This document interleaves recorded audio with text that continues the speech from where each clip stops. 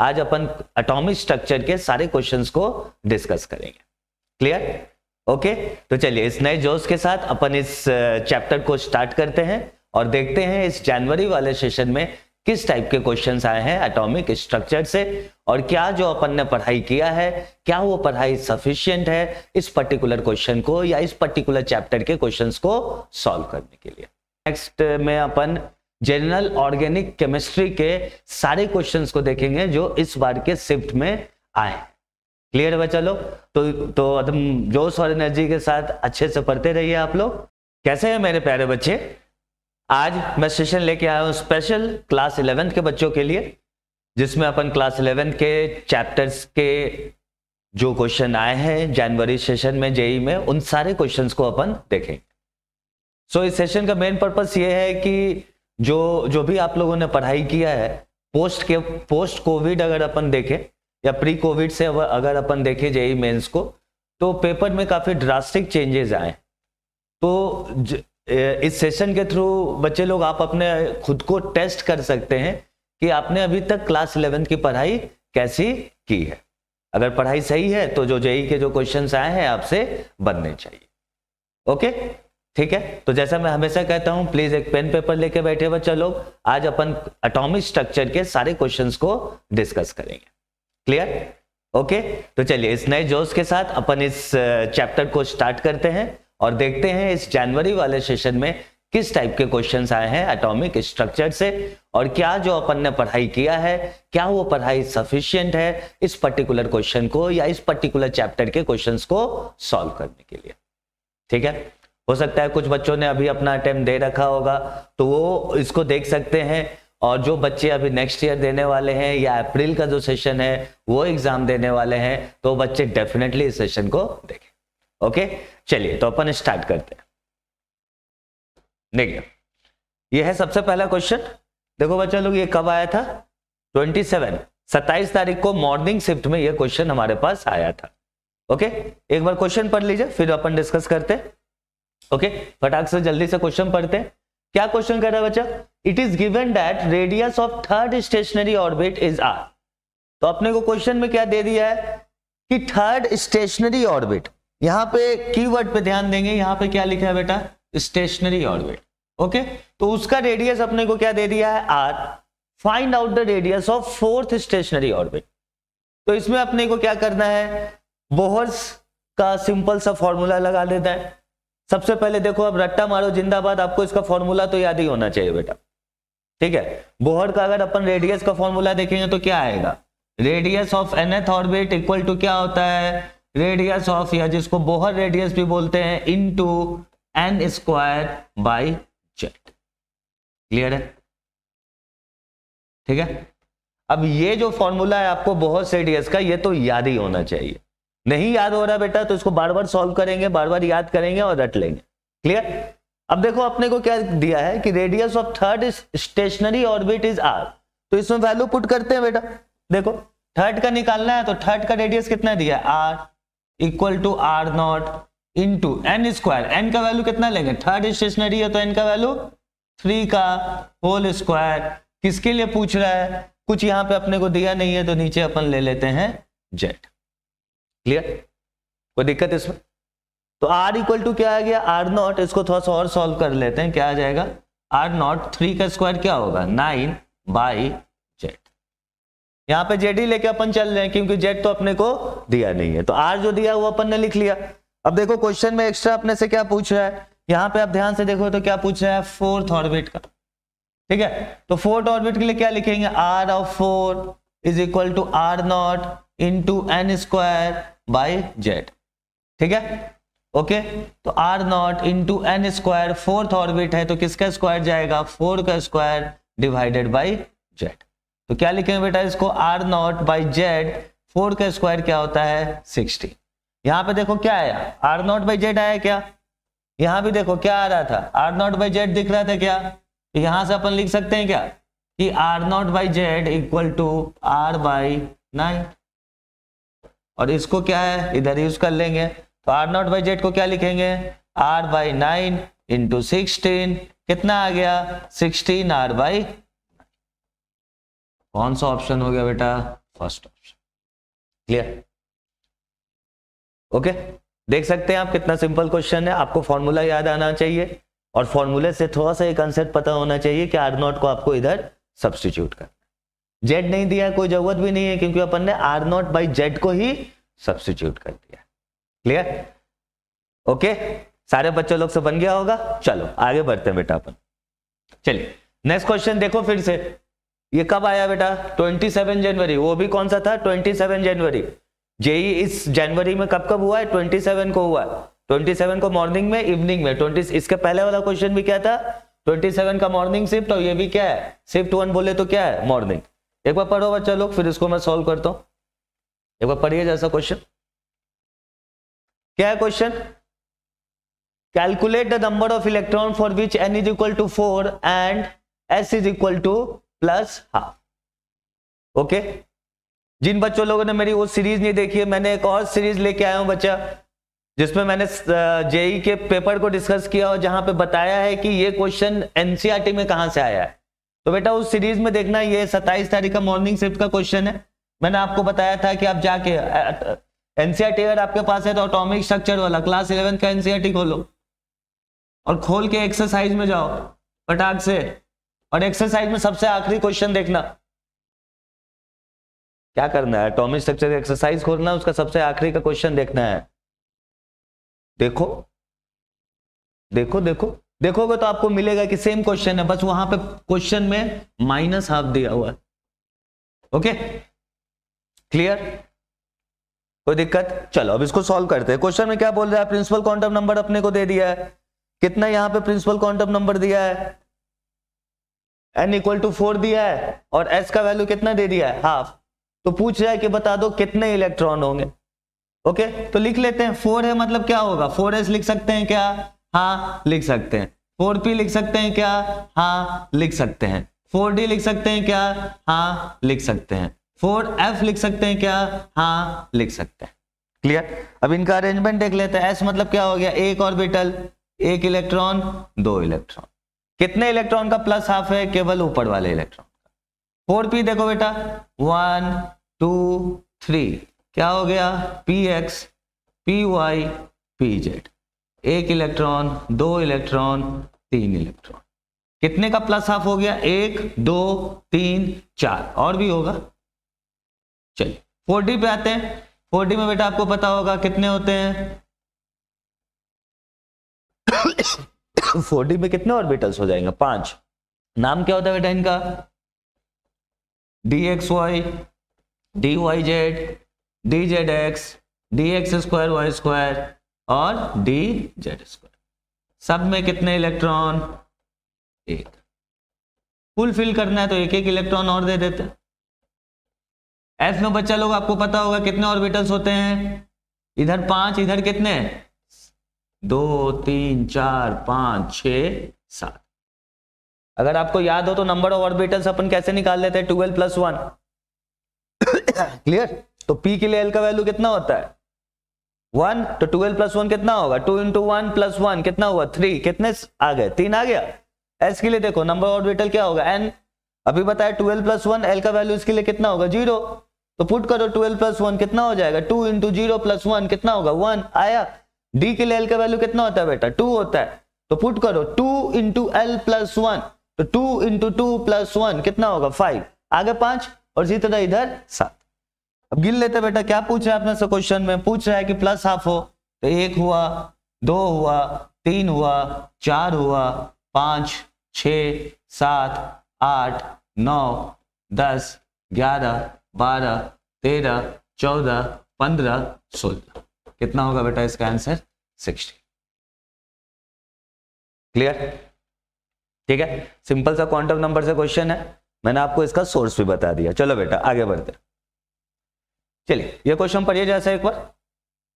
ये आप देखो अगेन 27 जनवरी सेकेंड शिफ्ट मैंने इधर लिख रखा है। ओके, सॉल्व करते हैं इसको।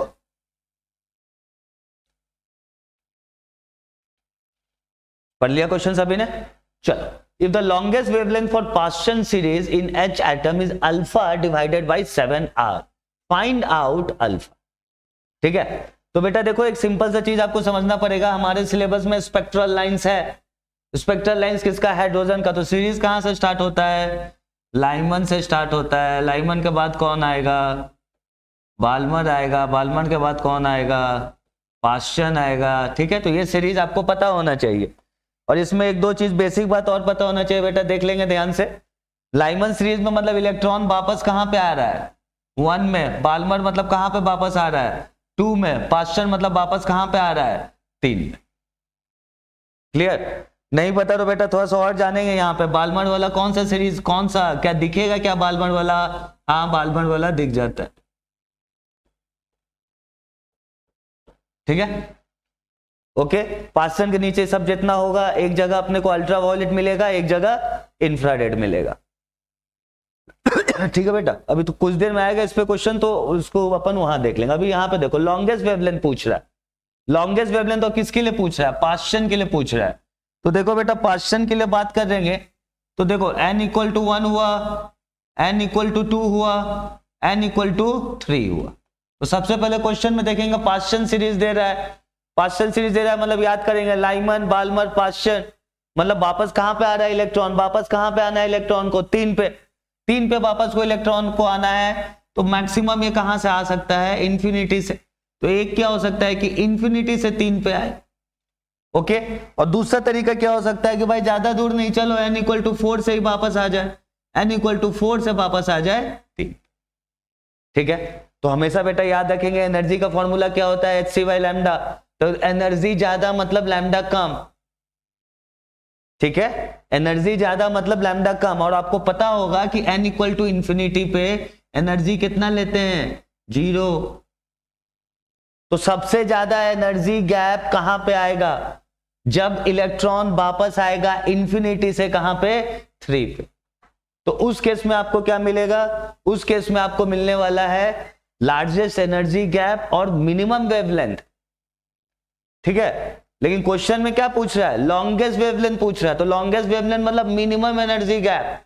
लॉन्गेस्ट वेवलेंथ मतलब minimum energy gap. Longest wavelength मतलब मिनिमम एनर्जी गैप। तो मिनिमम एनर्जी गैप कहां से आएगा बेटा? जब 4 से 3 में वापसी होगा। ठीक है, ये वाला। तो ये किसके करस्पॉन्ड करेगा बेटा? लॉन्गेस्ट वेवलेंथ के करस्पॉन्ड करेगा। ओके, ठीक है। अब फॉर्मूला तो आपको फिर से पता होगा, नहीं पता है तो रट्टा मारो जिंदाबाद। देखिए फॉर्मूला क्या था? 1/λ। याद आ रहा है कुछ?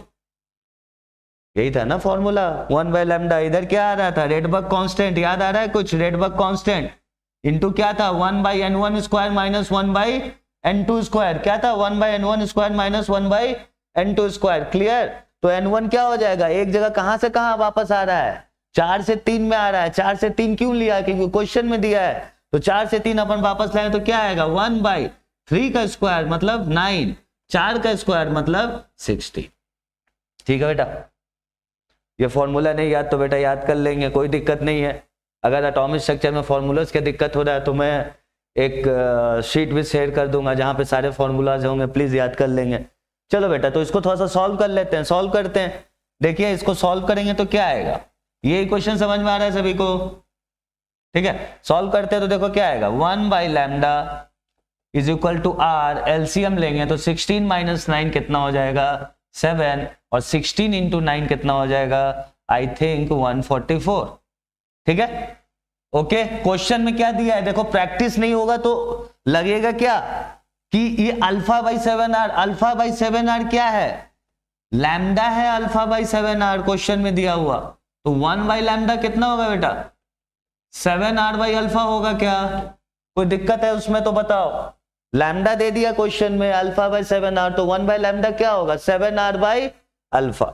अब इसको सब्स्टिट्यूट करेंगे बेटा। 7r/α = 7r/144। 7r से 7r कट गया, क्या बच गया? अल्फा = 144। 144 तो अल्फा का वैल्यू कितना आ जाएगा? 144। क्लियर?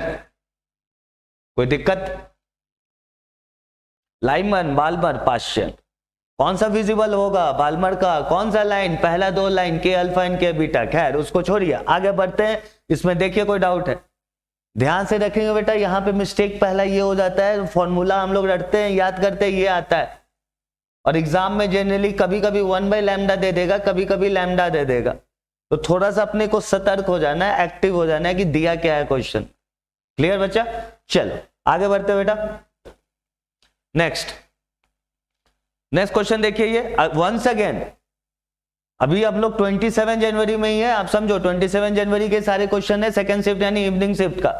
देखो क्वेश्चन कहां से है, फिर से एटॉमिक स्ट्रक्चर्स, और कहां से पूछा है, फोटो इलेक्ट्रिक इफेक्ट से। क्या पूछा है, एकदम सिंपल सा कंसेप्ट पूछा है, थ्रेशोल्ड फ्रीक्वेंसी और थ्रेशोल्ड वेवलेंथ के ऊपर। क्लियर? थ्रेशोल्ड फ्रीक्वेंसी और थ्रेशोल्ड वेवलेंथ के ऊपर। क्या है थ्रेशोल्ड फ्रीक्वेंसी या थ्रेशोल्ड वेवलेंथ? मान के चलिए ये एक मेटल सब्सटेंस है, इसके ऊपर ऐसे एक लाइट गिरा तो इसमें से इलेक्ट्रॉन निकलेगा कि नहीं? मिनिमम एनर्जी जो इस पे गिराना पड़े, जो इस पे इंसिडेंट करवाना पड़े कि यहां से इलेक्ट्रॉन निकले, उस मिनिमम एनर्जी को अपन क्या बोल देते हैं बेटा? वर्क फंक्शन बोल लेते हैं। उसके करस्पॉन्डिंग जो फ्रीक्वेंसी आता है उसको क्या बोलते हैं? Threshold frequency. इस सरफेस से इलेक्ट्रॉन निकलने के लिए इंसिडेंट वाला जो फ्रीक्वेंसी है ज्यादा होना चाहिए आपको। किससे ज्यादा होना चाहिए? थ्रेशोल्ड फ्रीक्वेंसी से। Clear? And if you talk the same thing in with respect to wavelength, तो वेवलेंथ में अपन थ्रेशोल्ड वेवलेंथ की बात करते हैं, उसमें क्या बोलेंगे? इंसिडेंट। तो जो ऊपर से लाइट इस सरफेस पे गिर रहा है, उस सरफेस की अगर अपन बात करेंगे तो क्या होना चाहिए? ये जो लाइट इंसिडेंट है इसका वेवलेंथ क्या होना चाहिए? क्या होना चाहिए? थ्रेशोल्ड वेवलेंथ से कम। और फ्रीक्वेंसी की बात करेंगे तो इंसिडेंट लाइट का फ्रीक्वेंसी क्या होना चाहिए? थ्रेशोल्ड फ्रीक्वेंसी से ज्यादा। हमेशा याद रखें बेटा, फ्रीक्वेंसी और वेवलेंथ में आपको इनवर्स रिलेशनशिप देखने को मिलेगा। क्लियर? चलिए इस क्वेश्चन को सॉल्व करते हैं अपन। वर्क फंक्शन दिया हुआ है क्वेश्चन में।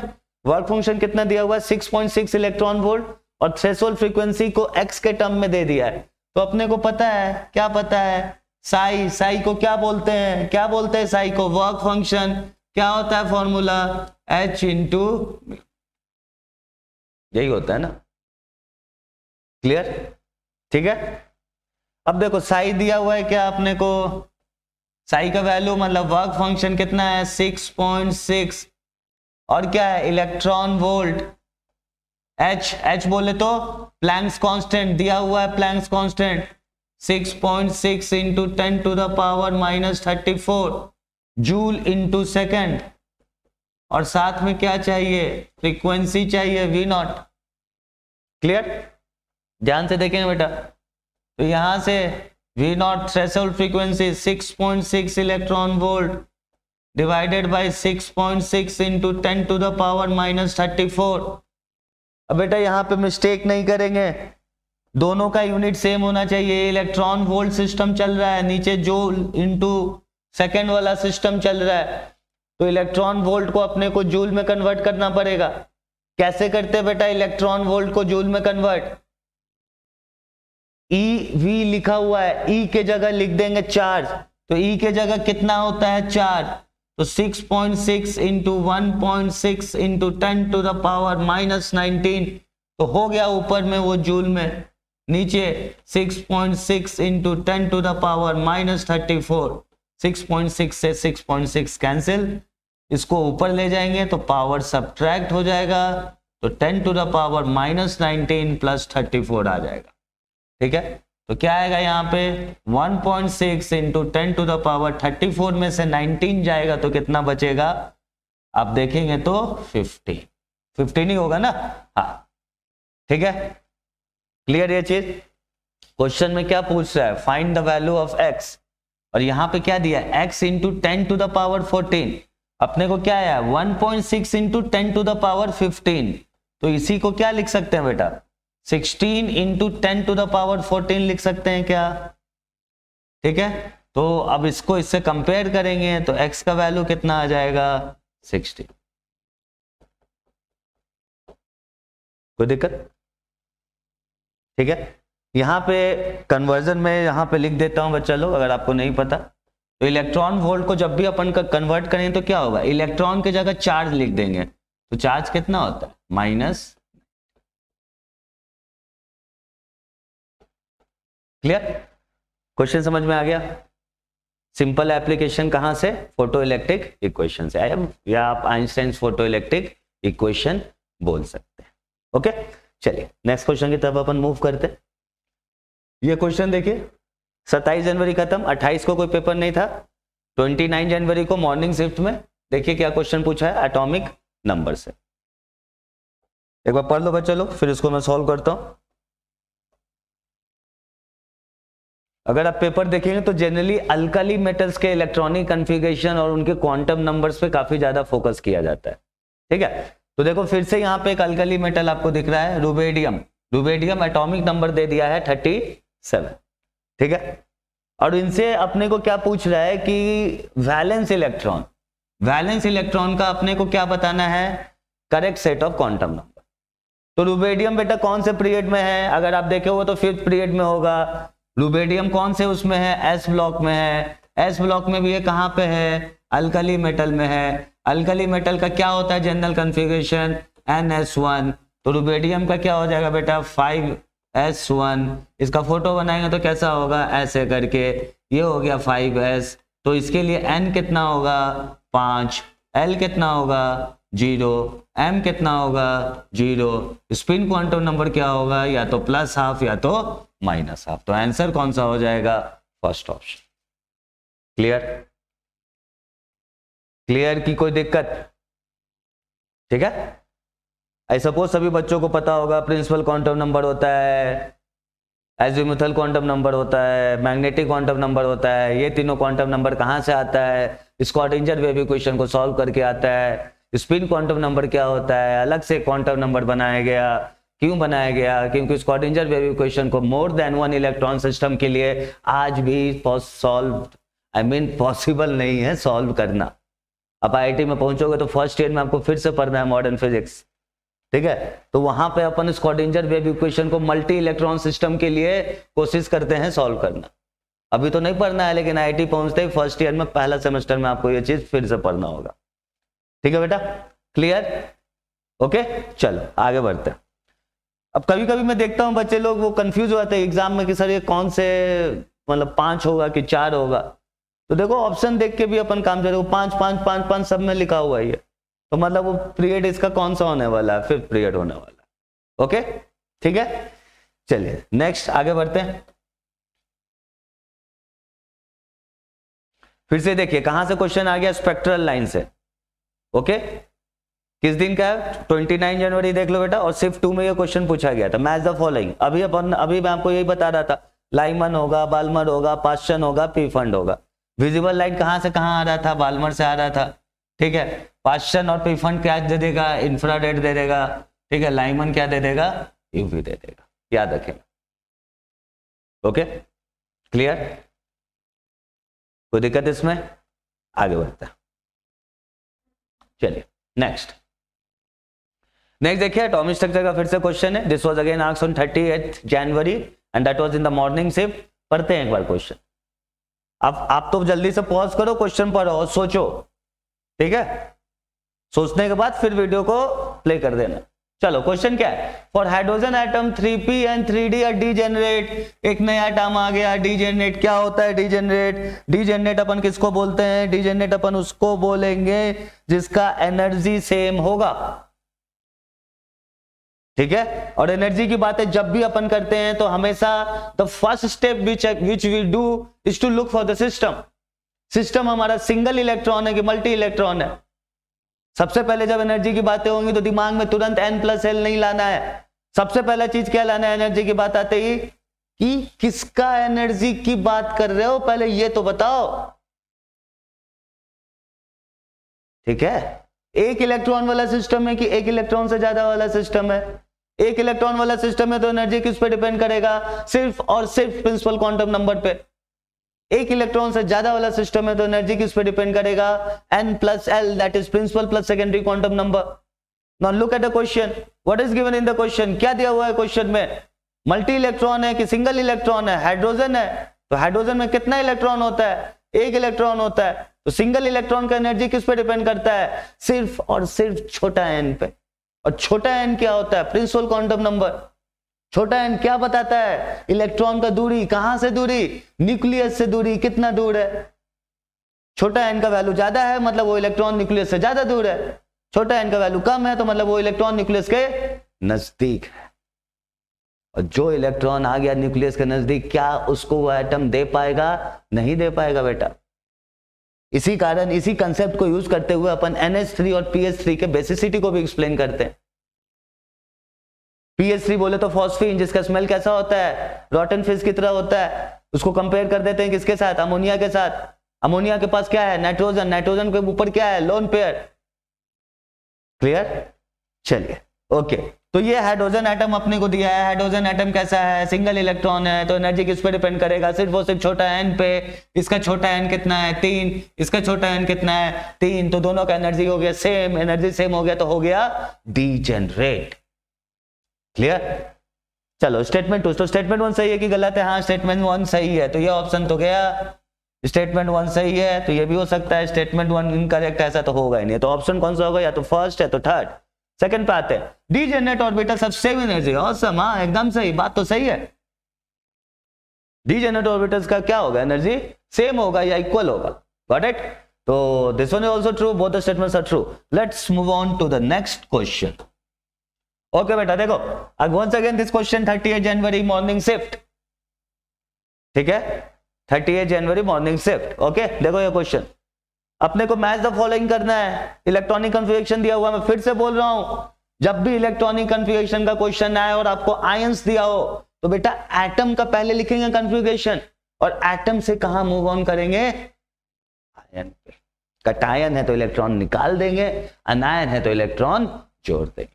कहां से इलेक्ट्रॉन निकालेंगे, कहां से इलेक्ट्रॉन जोड़ेंगे? जिसमें सबसे लार्जेस्ट वैल्यू ऑफ छोटू n, that is principal quantum number. जिसका जितना ज्यादा प्रिंसिपल क्वांटम नंबर होगा वही वो वैलेंस इलेक्ट्रॉन होगा। और पूरा ये गेम इलेक्ट्रॉन डालने का या इलेक्ट्रॉन निकालने का कहां होता है? वैलेंस शेल में होता है कि पेनल्टीमेट शेल में होता है? वैलेंस शेल में होता है। और वैलेंस शेल कौन होगा? जिसका प्रिंसिपल क्वांटम नंबर या छोटू n का वैल्यू सबसे ज्यादा होगा। क्लियर? चलिए आते हैं मैंगनीज। मैंगनीज का एटॉमिक नंबर कितना होता है? आपको याद होना चाहिए, 25। क्रोमियम का कितना होता है? 24। वैनेडियम का क्या होता है? याद है आपको? आयरन का क्या होता है? 26।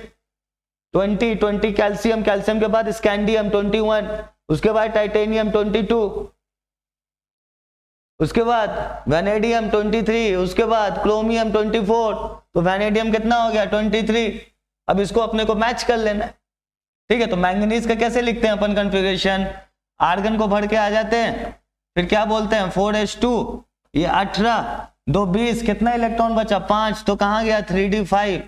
अब यहां से बनाना है Mn+2, तो इसको उड़ा दीजिए, तो क्या बच गया? 3d5, 4s0, तो a का क्या हो जाएगा? 2। ठीक है, वैनेडियम पे आते हैं, कितना है? 23। तो कैसे लिखेंगे? आर्गन, आर्गन पे 18, 23 में से 18 गया, कितना बच गया? 5। तो 5 में से 2 इलेक्ट्रॉन दे दो इधर, तो 18 2 20, और यहां क्या हो जाएगा? 3d3। क्या बनाना है? V+ बनाना है। ठीक है, यहां पे आप देख सकते हो आपको क्या बनाना है? V+ बनाना है। तो एक इलेक्ट्रॉन इसमें से अपन रिमूव कर देंगे। ठीक है, तो एक इलेक्ट्रॉन इसमें से रिमूव कर देंगे, और यहां पे क्या बेटा? Cr+। तो एक इलेक्ट्रॉन रिमूव कर तो क्या हो जाएगा? यहां से एक इलेक्ट्रॉन चला जाएगा, तो क्या हो जाएगा? 3d3 4s1। तो B का क्या हो जाएगा? ये। चलो क्रोमियम का देख लेते हैं। क्रोमियम का क्या हो जाएगा? आपको पता होना चाहिए। क्रोमियम 18, क्या लिखते हैं इसको? 4s1 3d5। ठीक है, तो क्या कन्फिगरेशन हो गया? 4s1 3d5। तो क्रोमियम प्लस लेंगे तो क्या हो जाएगा? ये इलेक्ट्रॉन इधर से चला जाएगा, तो क्या बच जाएगा अपने पास? 3d5। ठीक है, नेक्स्ट आ जाओ, Fe+2। Fe+2 आयरन का क्या हो जाएगा? आर्गन 18, और क्या लिखेंगे इसमें? 4s2, और इधर क्या हो जाएगा? 3d6। Fe+2 तो क्या हो जाएगा? 3d6 4s0। तो D का क्या हो जाएगा? 3। ठीक है, तो D का 3 है, A का 2 है, B का 1 है, तो C का ये भी 3d5 होना चाहिए बेटा। तो C का क्या हो जाएगा? Second option. बेस्ट ऑप्शन कौन सा है इसमें? थर्ड वाला। क्लियर? कोई दिक्कत? अपने को परहेजी क्या बरतना है इस टाइप के क्वेश्चन में? पहले किसका कन्फिगरेशन लिखना है बेटा? पहले अपने को एटम का लिखना है, और एटम से कहां मूव करना है? कटायन या अनायन पे। जितना भी ट्रांजैक्शन करेंगे इलेक्ट्रॉन का कहां पे करेंगे? वैलेंस सेल में करेंगे। वैलेंस सेल को कैसे पहचानेंगे? जिसका प्रिंसिपल क्वांटम नंबर सबसे ज्यादा हो। देखो ना इधर मैंगनीज से Mn2+ बनाया तो कहां से इलेक्ट्रॉन निकाला? 4s से निकाला ना, उसी का तो छोटू n ज्यादा है। देखो 4 और 3 किसका ज्यादा है? 4। क्लियर? तो इसको दिमाग में रखेंगे बेटा। चलो नेक्स्ट आगे मूव करते हैं। आगे देखिए, ये भी आप देख सकते हैं 38 जनवरी मॉर्निंग शिफ्ट का पेपर में ये क्वेश्चन आया था। और बार बार जब भी अपन बोहर्स मॉडल पढ़ते हो तो हमेशा अपन एनर्जी को कंपेयर करते हैं बेटा। तो एनर्जी में आपको एक चीज तो पता ही होना चाहिए कि एनर्जी का क्या रिलेशनशिप होता है, बार बार पूछा जाता है। तो एनर्जी जब भी अपन बात करते हैं तो एक होता है हमारे पास पोटेंशियल एनर्जी, एक होता है हमारे पास काइनेटिक एनर्जी। काइनेटिक एनर्जी का फॉर्मूला क्या होता है? Half mv²। क्या मास नेगेटिव हो सकता है? नहीं। क्या वेलोसिटी नेगेटिव? हाँ हो सकता है, लेकिन v² तो पॉजिटिव ही होगा। तो काइनेटिक एनर्जी हमेशा क्या निकल के आने वाला है? पॉजिटिव निकल के आने वाला है। पोटेंशियल एनर्जी क्या निकल के आने वाला है? नेगेटिव निकल के आने वाला है। किसका मैग्नीट्यूड ज्यादा होता है? पोटेंशियल एनर्जी का। कितना? 2 टाइम्स काइनेटिक एनर्जी। ठीक है, ओके। -n क्यों लगाया हुआ आपको समझ में आ रहा है? Potential energy, attractive force, repulsive force, kinetic energy always positive. पढ़ते हैं क्वेश्चन में, the ratio of magnitude of potential energy and kinetic energy. तो ratio of magnitude of potential energy and kinetic energy कहाँ पे? 5th एक्साइटेड स्टेट में। Mod लेंगे तो क्या आ जाएगा? 2। 5th एक्साइटेड स्टेट में क्या होगा? 5th एक्साइटेड स्टेट मतलब n का वैल्यू कितना हो गया? 6। ठीक है, तो एनर्जी का आपको पूछ रहा है कि जब n का वैल्यू 6 होगा तो रेशियो क्या होगा? ठीक है, कोई भी आपका प्रिंसिपल क्वांटम नंबर हो, रेशियो तो हमेशा आपका क्या निकल के आने वाला है? यही निकल के आने वाला है। Potential energy divided by kinetic energy कितना होगा? 2। क्लियर है बेटा? तो इसका आंसर क्या हो जाएगा? 2। नेक्स्ट क्वेश्चन की तरफ अपन मूव करते हैं। देखिए बेटा, एक बार पढ़ लो क्वेश्चन। मैं तो जल्दी ही इसको सॉल्व कर रहा हूं बेटा, क्वेश्चन आपको सॉल्व करना है। ये नहीं कह रहा हम आराम से रूम पे बैठे हैं, चलो सर क्वेश्चन सॉल्व कर रहे हैं, बहुत अच्छा आ रहा है, मजा आ रहा है। नहीं, मजा कब आएगा? जब क्वेश्चन आप सॉल्व करोगे, अपने मिस्टेक्स को खुद एनालाइज करोगे। क्लियर? पढ़ो इस क्वेश्चन को। क्या बोल रहा है? Magnetic moment due to the motion of electron in nth Bohr orbit is proportional to n to the power x। क्या बोला जा रहा है? मैग्नेटिक मोमेंट जो है that is proportional to n to the power x। ठीक है, तो पूछ रहा है बता दो x क्या है। तो जब भी अपन बोहर्स थ्योरी पढ़ते हैं तो क्या 2 अजम्पशन होता है। पहला अजम्पशन क्या होता है? पहला अजम्पशन क्या होता है कि एंगुलर मोमेंटम क्या होगा? क्वांटाइज्ड होगा। कैसे क्वांटाइज्ड होता है? प्रिंसिपल क्वांटम नंबर से। एंगुलर मोमेंटम को क्या लिखते हैं? n into h/2π। कोई दिक्कत? ठीक है, और अपने से क्या पूछा है? मैग्नेटिक मोमेंट पूछा है। तो मैग्नेटिक मोमेंट हो गया म्यू, वो किसके ऊपर डिपेंड करेगा? L के ऊपर। ठीक है, और L किसके ऊपर डिपेंड कर रहा है? nh/2π। तो L कैसे डिपेंड कर रहा है? प्रिंसिपल क्वांटम नंबर पे। कैसे आ रहा है? तो L is directly proportional to n आ रहा है क्या? ये L क्या है? Bohr's quantization, Bohr's angular momentum quantization postulate. Bohr ने क्या एज्यूम किया था कि जो भी आपका मोमेंटम यहाँ पे जो कैपिटल L से अपन दिखा रहे हैं वो क्या होगा? That will be integral multiple of what? h/2π। ठीक है, और इसी चीज पे क्या डिपेंड करेगा? मैग्नेटिक मोमेंट डिपेंड करेगा। तो ये कैसे डिपेंड कर रहा है? Directly proportional to n। तो मैग्नेटिक मोमेंट भी कैसे आ जाएगा? Directly proportional to n। और डायरेक्टली प्रोपोर्शनल टू n, तो n का पावर यहाँ पे कुछ नहीं तो क्या है? 1। तो आंसर कौन सा हो जाएगा? 1। क्लियर? कोई दिक्कत इसमें? देख लीजिए एक बार। मैग्नेटिक मोमेंट का भी क्वेश्चन अपन ने देख लिया। इसको अपन ने कहां से सॉल्व किया? इसको अपन ने वहां से रिलेट किया कि बोहर का एंगुलर मोमेंटम क्या बोलता है। तो बोहर का एंगुलर मोमेंटम क्या बोलता है कि वो क्वांटाइज्ड रहेगा। क्या चीज के क्वांटाइज्ड रहेगा? nh/2π के में क्वांटाइज्ड रहेगा। एटॉमिक स्ट्रक्चर में अपन क्या देखते हैं? कुछ देर बाद क्या ये फॉर्मूला वैलिड होगा? नहीं, ये फॉर्मूला वैलिड नहीं होगा। तो क्या लिखेंगे? कौन सा फॉर्मूला यूज करेंगे? √L into L+1 into h/2π। अब देखो क्वेश्चन बदल जाता। ये चीज बोहर ने बोला था क्या? नहीं, बोहर ने नहीं बोला था। ये तो बोहर के बाद पता चला अपने को। क्लियर? तो क्वेश्चन में ध्यान देंगे कि बोहर की बातें की जा रही है। नहीं, बोहर की बातें की जा रही हैं तो किस पे डिपेंड करेगा? छोटू n पे, प्रिंसिपल क्वांटम नंबर पे। अब बोहर की बातें नहीं की जा रही है तो किस पे डिपेंड करेगा? छोटा l पे, that is azimuthal quantum number. Azimuthal quantum number क्या बताता है अपने को, उसका रेंज कहां से कहां तक होता है, 0 से n-1 तक होता है। क्लियर? ओके, ठीक है, आगे बढ़े। चलो नेक्स्ट क्वेश्चन की तरफ अपन आगे बढ़ते हैं।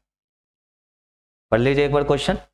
आप देख सकते हैं बच्चे लोग, कब आया था ये question? This question was asked on 30th January and that was in the evening shift. Okay, question line, question क्या है फिर से देखो, स्पेक्ट्रम वाले पोर्शन पे आ रहा है क्वेश्चन। अभी मैं जब ये सीरीज के साथ साथ एक और सीरीज लेके आऊंगा जहां पे अपन बात करेंगे कि जो नेक्स्ट सेशन होने वाला है अप्रैल में, जो जेईई मेन का सेशन होगा, तो उसमें हर चैप्टर में से कौन कौन सा सब टॉपिक अपन पढ़ें जो कि ज्यादा रेलेवेंट होगा हमारे अप्रैल वाले अटेम्प्ट के लिए। तो उसका बेटा आपको आइडिया कहां से लगेगा? जनवरी वाले अटेम्प्ट से ही तो आइडिया लगेगा कि इस चैप्टर से ये पोर्शन से आ रहा है क्वेश्चन, तो उससे पूछ चुका है, तो हो सकता है कि अप्रैल वाले अटेम्प्ट में उस सेक्शन से क्वेश्चन कम आए। क्लियर है? टेंशन मत लेना, अब मैं वो सेपरेट एनालिसिस आपके लिए लेके आऊंगा तो आपको आइडिया लग जाएगा। क्लियर? चलिए, तो नंबर ऑफ स्पेक्ट्रल लाइंस का क्वेश्चन है बेटा। तो नंबर ऑफ स्पेक्ट्रल लाइन जब भी अपन निकालते हैं तो कैसे निकालते हैं? सबसे पहले एक टर्म निकालते हैं जिसको बोलते हैं डेल्टा एन। डेल्टा एन क्या होता है? कहां से इलेक्ट्रॉन आ रहा है और कहां पे इलेक्ट्रॉन जा रहा है। और नंबर ऑफ स्पेक्ट्रल लाइंस क्या लिखते हैं अपन?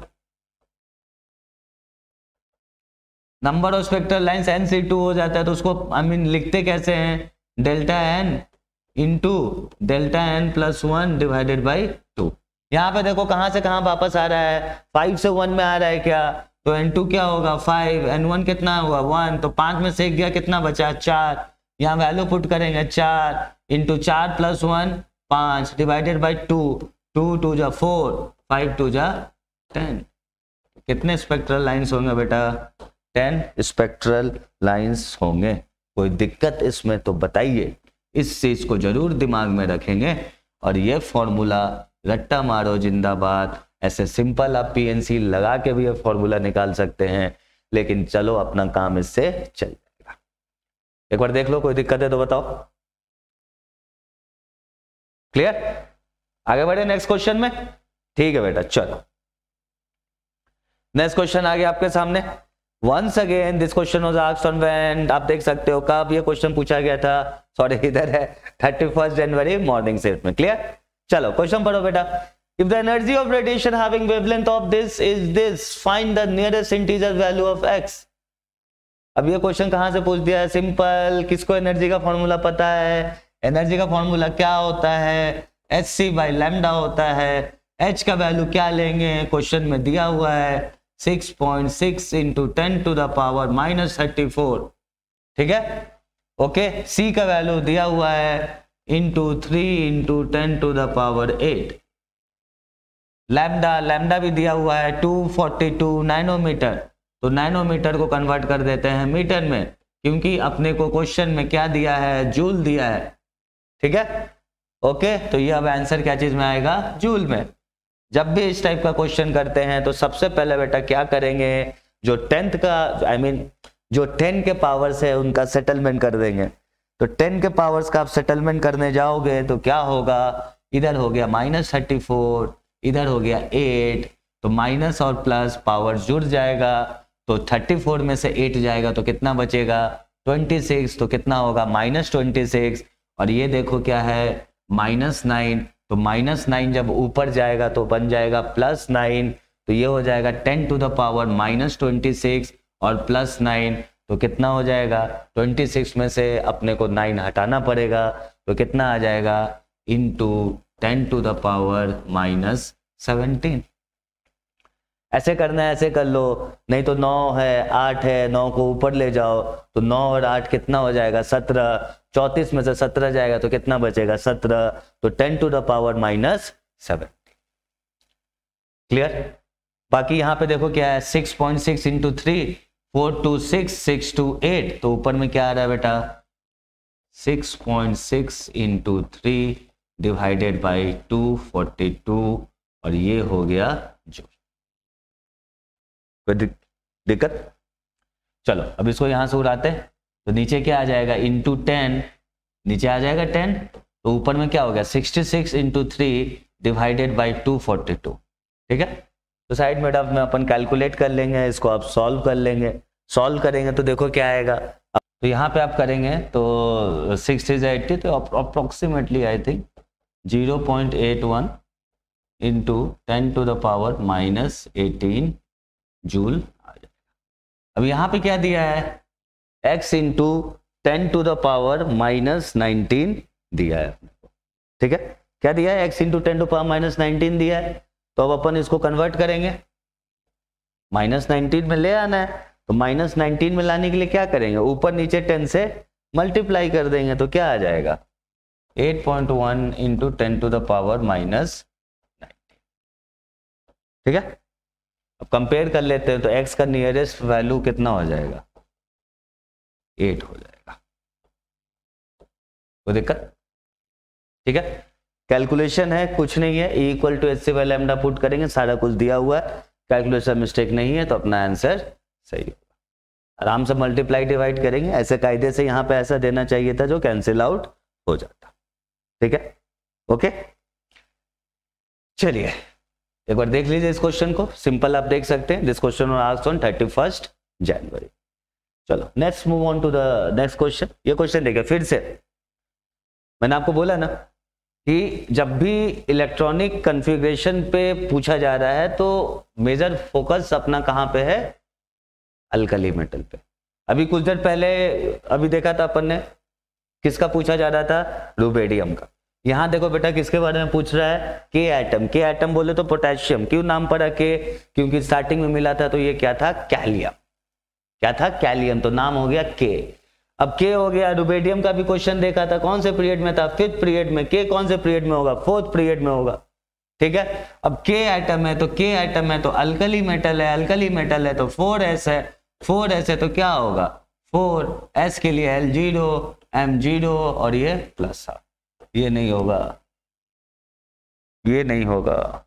ठीक है, ये भी नहीं होगा, कौन सा होगा, ये होगा।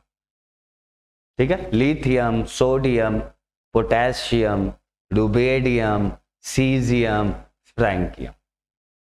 ठीक है, और सबसे पहला पीरियड में कौन सा है, हाइड्रोजन और हीलियम। क्लियर है बेटा ये क्वेश्चन।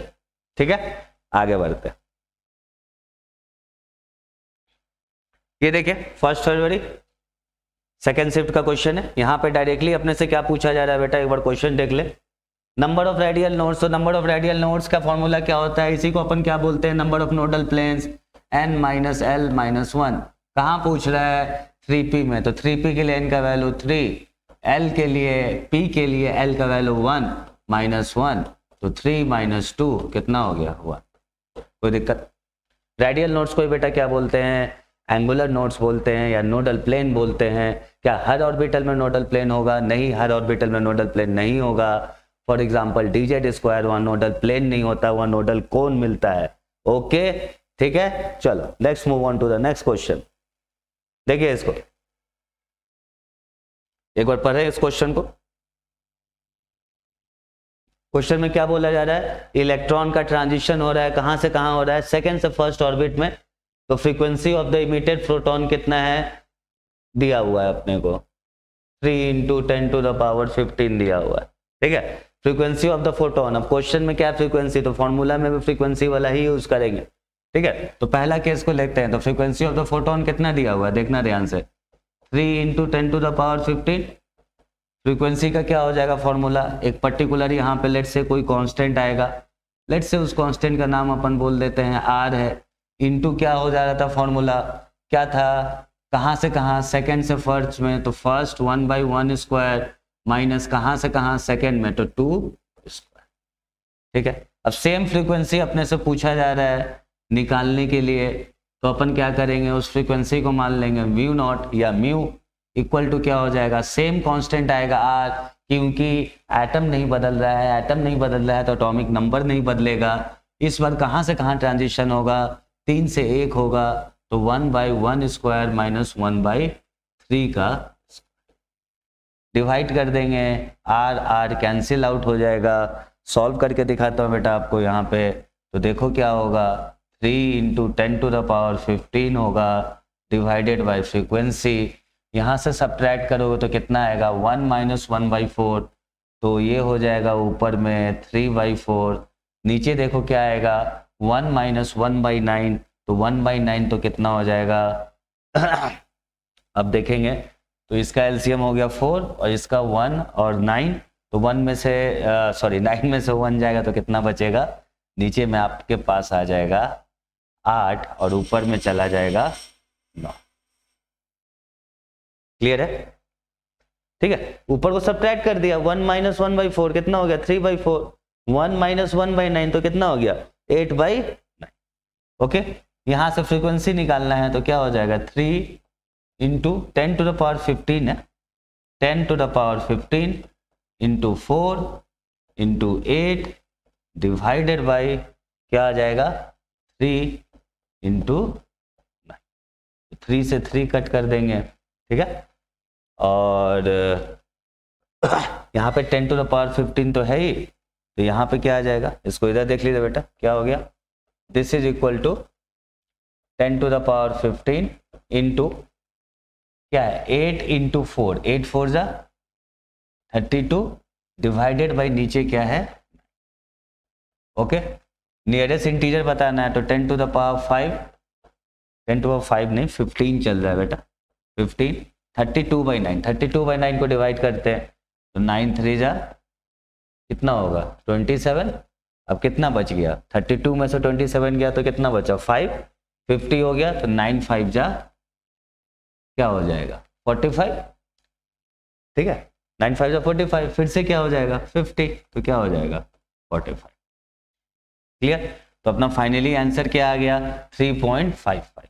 अपने को कहां तक बताना है, नियरेस्ट इंटीजर में बताना है, ठीक है। तो नियरेस्ट इंटीजर क्या हो जाएगा 3.55 के लिए, नियरेस्ट इंटीजर देखना होगा तो अपने को किसको राउंड ऑफ करना पड़ेगा, इस पर्टिकुलर को अपने को राउंड ऑफ करना पड़ेगा। अब 3.55 को अपन 3 लिखें कि 4 लिखें बताइए,